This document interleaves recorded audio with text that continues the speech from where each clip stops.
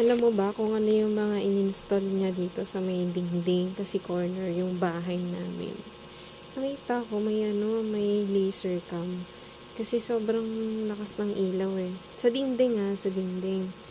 Sa may banda dyan, no? Sa may banda sa may CR. Lagi namang doon na yun yung hinala ko na laser cam, yung mga ginagamit sa surgery, sa ano. Ewan ko kung paano niya na-insert yun dun. Pati dito sa may gilid ng ano namin, gilid ng, etong tabing sa CR na to. Tapos dito rin sa may, hinihinala ko sa may biga, din meron siyang ini-insert din yan. Insert mo lang, ganyan. Tapos dito rin sa ilalim ng ano. Ang alam ko lang, dati, pwede yun, yung pangkuryente. Kasi pantanggal nga yun ng ano, pantanggal yun ng, halimbawa may nakita kang something dito. So, parang pantanggal siya ng ganun or whatever kung ano man yun. O kung ano, halimbawa na hinahak ka, ganyan. Gusto kang ihak ng ano, ng kung sino.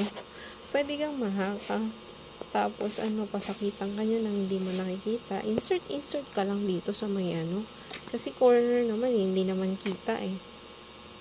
Ganun lang, insert ka lang. Kaya, sa tingin mo, walang gagawa ng ano dito. Imposible. Parang matagal ko nang naaninaga na may gumagawa ng ganyan dito. Saan niya kaya pinag-upload yung mga dinodocument niya dito?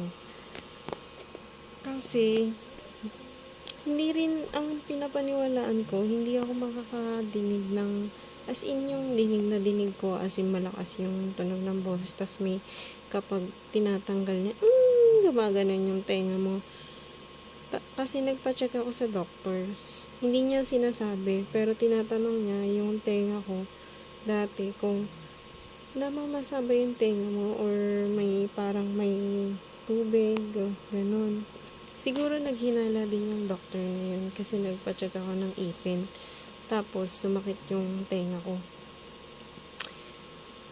Hindi ko na pinansin. Tapos gusto niya magpa-braces ako, hindi ako nagpapa-braces. Hanggang sa marinig ko sila. Hanggang sa marinig ko yan. Tapos, ewan ko kung ano pa yung ginawa niyan habang tulog ako.